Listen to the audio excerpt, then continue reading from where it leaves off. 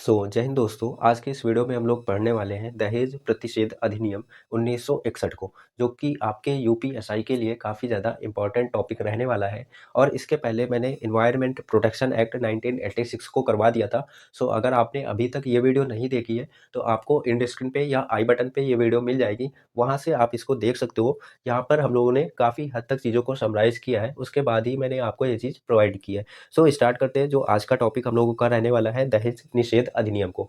First of all मैं आपको इसका ऑब्जेक्टिव बताता हूँ कि इसका उद्देश्य क्या रहने वाला है। देखो, दहेज लेना एक अपराध माना जाता है और उसी के रोकथाम के लिए इस अधिनियम को बनाया गया था। तो इस अधिनियम का जो उद्देश्य था वो यही था कि दहेज लेने या देने पर प्रतिबंध के लिए अधिनियम, यानी कि दहेज के रोकथाम के लिए अधिनियम, क्योंकि दहेज लेना एक अपराध माना जाता है। अब अगर मैं बात करूँ कि इसमें टोटल चैप्टर कितने रहने वाले हैं, यानी कुल अध्याय इसमें कितने हैं, तो 0 अध्याय इस अधिनियम में है और टोटल धाराएँ बताई गई हैं। 10 धाराओं के बारे में इसमें बताया गया था जब ये ओरिजिनली आया था, ठीक है? ओरिजिनली का मतलब है जब इस अधिनियम को बनाया गया था तो अब इसमें 10 धाराएँ थीं और 0 चैप्टर थे, यानी कि 0 अध्याय इसमें थे। लेकिन एक अमेंडमेंट होता है, एक संशोधन होता है इसका 2002 में, जिसके बाद टोटल 13 धाराएँ इसमें हो गई थी। ठीक है, तो इतना आपको यहाँ से याद करना है।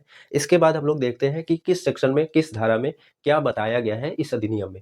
तो अगर मैं बात करूँ सेक्शन 1 की, तो सेक्शन 1 की मैं बात करूँ अगर इसमें, तो मैंने जो पहले वीडियो बनाया है एनवायरनमेंट प्रोटेक्शन एक्ट का, उसमें मैंने आपको बताया था कि जो भी अधिनियम आप पढ़ोगे, उसमें जो सेक्शन 1 होगा, धारा 1 होगी, वो हमेशा उस अधिनियम का नाम, उसका विस्तार और उसका प्रारंभ बताती है।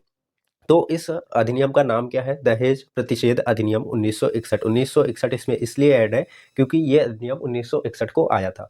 अगर मैं विस्तार करूँ तो जब ये आया था अधिनियम, तब इसका विस्तार जम्मू कश्मीर को छोड़ के संपूर्ण भारत में इसका विस्तार था। लेकिन अभी के समय में अगर बात की जाए तो इसका विस्तार जम्मू कश्मीर में भी हो चुका है, तो संपूर्ण भारत में इसका विस्तार देखने को मिलता है, ठीक है? ये पॉइंट भी आपको यहाँ से याद करते हुए चलना है। अब बात आती है कि इस अधिनियम को राष्ट्रपति की स्वीकृति कब मिली? देखो, प्रीवियस जो वीडियो आया था मेरा, उसमें भी मैंने आपको बताया था कि कोई भी बिल अगर अधिनियम में पारित होता है तो वो बिल एक्ट तभी बनता है जब उस बिल को राष्ट्रपति की स्वीकृति या सहमति मिल जाती है। तो वही यहाँ पे लिखा हुआ है कि राष्ट्रपति की स्वीकृति इस अधिनियम को कब मिली थी, तो 20 मई 1961 को राष्ट्रपति की सहमति इस अधिनियम को मिलती है और ये लागू होता है पूरे भारत में, सॉरी, जम्मू कश्मीर को छोड़ के संपूर्ण भारत में ये लागू होता है 1 जुलाई 1961 को। तो इससे आपको इतना ही याद करते हुए चलना है, ठीक है? अब बात करते हैं सेक्शन 2 की। सेक्शन 2 का मतलब है धारा 2। मैंने पहले भी आपको बताया था कि धारा 1 संपूर्ण, सॉरी, उसका विस्तार कहाँ से कब तक, कहाँ तक है, प्रारंभ उसका कब हुआ था और उसका नाम क्या है। धारा 1 बताती है और धारा 2 हमेशा उस अधिनियम की परिभाषा बताती है जो अधिनियम में जिसके टॉपिक के बारे में बात की गई है। तो यहाँ पे दहेज के बारे में बात की जा रही है अधिनियम में, तो दहेज की परिभाषा को सेक्शन 2 बताती है। क्या परिभाषा है, एक बार आप देख लो इसको, बाकी आपको इसको रटने की ज़रूरत नहीं है, ठीक है? तो दहेज की परिभाषा की बात करें अगर, तो इस अधिनियम में दहेज से तात्पर्य किसी भी संपत्ति या मूल्यवान प्रतिभूति से है जो प्रत्यक्ष या अप्रत्यक्ष रूप से दी गई हो या देने के लिए सहमति व्यक्त की गई हो। नंबर 1 लिखा हुआ है, विवाह के एक पक्ष द्वारा विवाह के दूसरे पक्ष को दी गई हो, या विवाह के किसी भी पक्ष के माता-पिता या किसी अन्य व्यक्ति द्वारा विवाह के किसी भी पक्ष या किसी अन्य व्यक्ति को दी गई है। यानी जो विवाह के समय संपत्ति या जो मूल्यवान वस्तु दी जाती है, उसी को दहेज बोलते हैं, ठीक है? मोटा-मोटा आप ऐसे समझ लो इसको। अब बात करते हैं सेक्शन 3 की। सेक्शन 3 जो है इस अधिनियम का, वो बताता है दहेज लेने या देने के लिए दंड के बारे में बताता है। अगर आप दहेज लेते हो तो कम से कम 5 साल की सज़ा, इस पॉइंट को आप याद रखना। 5 स कम से कम यहाँ पे लिखा हुआ है, ठीक है? इससे कम सज़ा आपको नहीं होगी, मतलब 5 साल से कम सज़ा आपको नहीं होगी, कम से कम 5 साल की सज़ा या इससे ज़्यादा, प्लस 15,000 का जुर्माना, और या फिर दहेज के जो जितनी राशि का दहेज आपको दिया गया है, उस दहेज की राशि के बराबर आपको जुर्माना लगाया जा सकता है, ठीक है? और इसमें क्या शामिल है? उपहार शामिल नहीं है। तो जो लोग एक-दूसरे को उपहार देते हैं शादी के टाइम पे, वो इसमें इंक्लूड नहीं किया गया है। आपको इस चीज़ को भी समझते हुए चलना है। अब बात करते हैं सेक्शन 4 की। सेक्शन 4 का मतलब है धारा 4 की। इसमें दहेज माँगने पर दंड के बारे में बताया गया है। यानी अगर किसी पक्ष के द्वारा दहेज माँगा जाता है तो उसके लिए क्या दंड हो सकता है, वो सेक्शन 4 में दिया गया है। तो इसके लिए जो दंड है वो है 6 माह से 2 साल तक की सज़ा प्लस 10,000 का जुर्माना। अगर कोई भी व्यक्ति आपसे दहेज माँगता है, कोई भी पक्ष दहेज माँगता है, तो उसके लिए कम से कम 6 माह से 2 साल तक की सज़ा है, या फिर आपका 10,000 जुर्माना हो सकता है, या दोनों हो सकता है यहाँ पे, ठीक है। अब बात करते हैं सेक्शन 4A की। सेक्शन 4A में बताया गया है आपका विज्ञापन पर प्रतिबंध।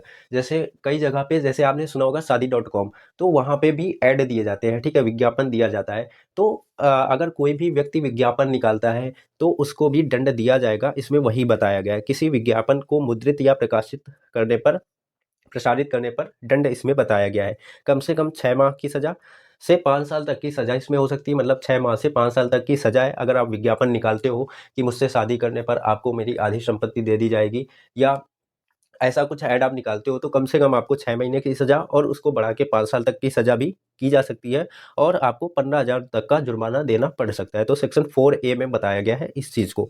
अब बात करते हैं सेक्शन 5 और सेक्शन 6 की। सेक्शन 5 में बताया गया है, धारा 5 में बताया गया है, दहेज देने या लेने का करार शून्य होगा। करार का मतलब है जैसे आपकी सरकारी नौकरी लग जाती है मान लो, ठीक है? तो आप कोई एग्रीमेंट नहीं करवा सकते हो कि आपने एक स्टाम्प पे लिखवा लिया मैं आपसे शादी करूँगा तो मुझे ये चीज़ें चाहिए, इस कीमत की वस्तुएँ चाहिए। तो अगर कोई ऐसा एग्रीमेंट आप करवाते हो तो सरकार की तरफ से इस एग्रीमेंट को नहीं स्वीकार किया जाएगा, इसको शून्य माना जाएगा। ये बताया गया है सेक्शन 5 में, ठीक है। अब बात करते हैं सेक्शन 6, जो कि काफ़ी ज़्यादा इम्पोर्टेंट आपके लिए ये धारा है, इससे क्वेश्चन हर बार बनते हैं, ठीक है।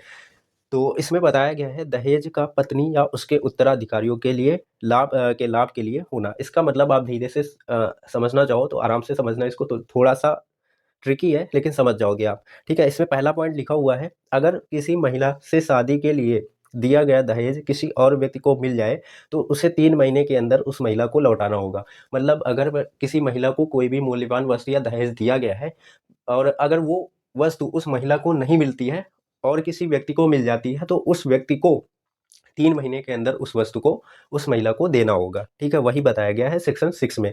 अब इसमें क्या बताया गया है, अगर शादी के पहले दहेज दिया जाता है, तो शादी की तारीख से 3 महीने के अंदर, ठीक है? जैसे मान लो आपकी शादी नवंबर में है, ठीक है? और दहेज आपका अक्टूबर में दे दिया जाता है, या जो भी वस्तु आप देना चाहते हो अक्टूबर में दे दी जाती है किसी व्यक्ति को, तो शादी जब हुई नवंबर में, तो नवंबर से 3 महीने के अंदर वो वस्तु उस व्यक्ति को लौटानी होगी या उस महिला को लौटानी होगी, ये बताया गया है पहला पॉइंट। प्लस शादी के समय या बाद में अगर कोई भी दहेज आप देते हो शादी के समय, तो भी आप 3 महीने के अंदर उस महिला को वो वस्तु लौटानी पड़ेगी आपको, ठीक है? अगर महिला नाबालिग है, जब उसकी शादी होती है तब वो नाबालिग है, तब भी जब महिला 18 साल की हो जाएगी, उसके बाद 18 साल होने के 3 महीने के अंदर आपको वो वस्तु उस महिला को देनी होगी, ये बताया गया है सेक्शन 3 में, सॉरी सेक्शन 6 में। अब सेक्शन 6 का 2 बात करता है 6 माह से कम, यानी कि 6 माह से क इसका मतलब है 6 महीने से तो कम हो ही नहीं सकता है, ठीक है? 6 महीने से कम 2 साल तक की जेल, 5,000 जुर्माना या 10,000 तक का बढ़ाया जा सकता है। मतलब कि अगर आप उस महिला को वो दहेज वापस नहीं करते हो 3 महीने के अंदर, तो सेक्शन 6 जो है आपका, उसका सब क्लॉज़ 2 है, उसमें दंड बताया गया है अगर आप उस दहेज को उस महिला को वापस नहीं करते हो तब।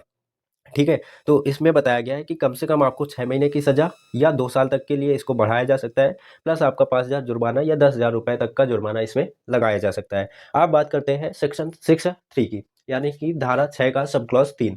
इसमें बताया गया है किसी संपत्ति की हकदार महिला उसे प्राप्त करने से पहले मर जाती है।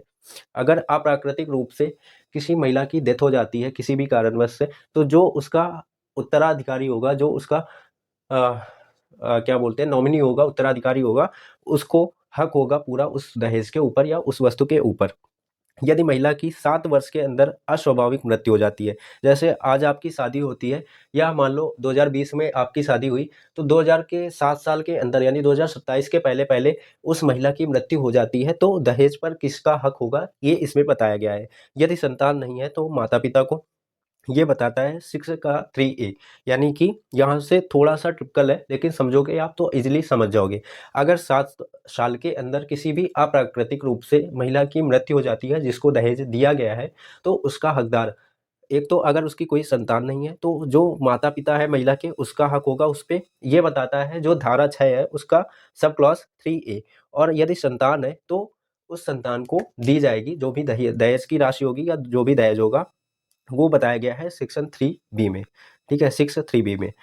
अब बात करते हैं सेक्शन 7 की। सेक्शन 7 में अपराधों का संज्ञान बताया गया है। जो भी अपराध होता है उसमें क्या संज्ञान लिया जाना चाहिए, क्या दंड होगा, क्या कार्रवाई होगी, वो सेक्शन 7 में बताया गया है। ठीक है। सेक्शन 8 की बात करें तो सेक्शन 8 आपके लिए इंपॉर्टेंट नहीं है, लेकिन जो सेक्शन 8 का बी है वो आपके लिए इंपॉर्टेंट है। यहाँ पे अगर मैं B1 B3 और B4 की बात करूँ तो सेक्शन 8 का जो B1 है उसमें दहेज प्रतिषेध अधिकारी की नियुक्ति के बारे में बताया गया है।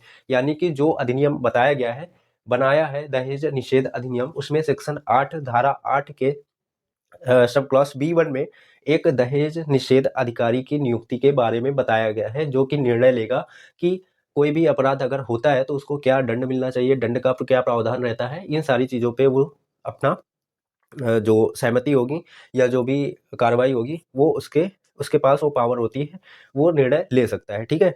इसमें जो B3 है, इस अधिकारी को पुलिस अधिकारी के बराबर शक्ति प्रदान की जाएगी, ये बताया गया है। मतलब जो जिस अधिकारी की नियुक्ति की गई है उसकी क्या शक्ति, क्या पावर होगी उसके पास, तो एक पुलिस अधिकारी के बराबर की शक्तियां उसके पास होंगी। प्लस जो B4 है यानी सेक्शन 8 का B4 है, इसमें सलाहकार बोर्ड का गठन किया जाएगा स्टेट गवर्नमेंट के द्वारा, ये लिखा हुआ है। यानी कि जो अधिकारी की नियुक्ति हुई है उसके लिए या उस बोर्ड के लिए, उस अधिकारी के लिए या इस अधिनियम को सुचारू रूप से चलाने के लिए एक सलाहकार बोर्ड का गठन किया जाएगा, और वो सलाहकार बोर्ड का जो गठन होगा वो स्टेट गवर्नमेंट के द्वारा किया जाएगा। ये बताता है आपका B4।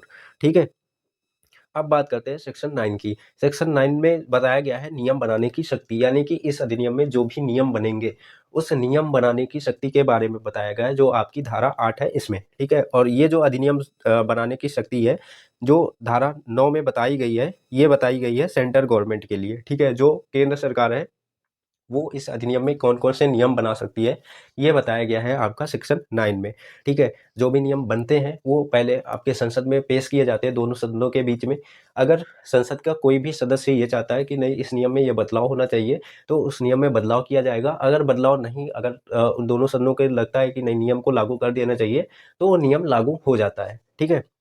तो सेक्शन 9 बताता है, और सेक्शन 10 भी यही बताता है, लेकिन ये जो शक्ति है वो स्टेट गवर्नमेंट के पास होती है। ठीक है। नियम बनाने की शक्ति जो है वो स्टेट गवर्नमेंट के पास होती है। किसके अंतर्गत? धारा 10 के अंतर्गत। तो ये अधिनियम था आपका दहेज प्रतिषेध अधिनियम। इतनी ही धाराएं, इतनी ही टॉपिक, इतनी ही बातें आपको याद रखनी है। अगर आपको वीडियो पसंद आया हो तो लाइक शेयर सब्सक्राइब जरूर करना चैनल को। मिलते हैं नए टॉपिक के साथ नेक्स्ट वीडियो में, जो कि होगा वाइल्ड लाइफ प्रोटेक्शन एक्ट 1972। इसको मैं एक बार आपको दिखा देता हूँ, काफ़ी हद तक इसको भी मैंने समराइज़ किया है। सो देखते हैं कब वीडियो आती है इसकी। मिलते हैं नेक्स्ट वीडियो में। जय हिंद।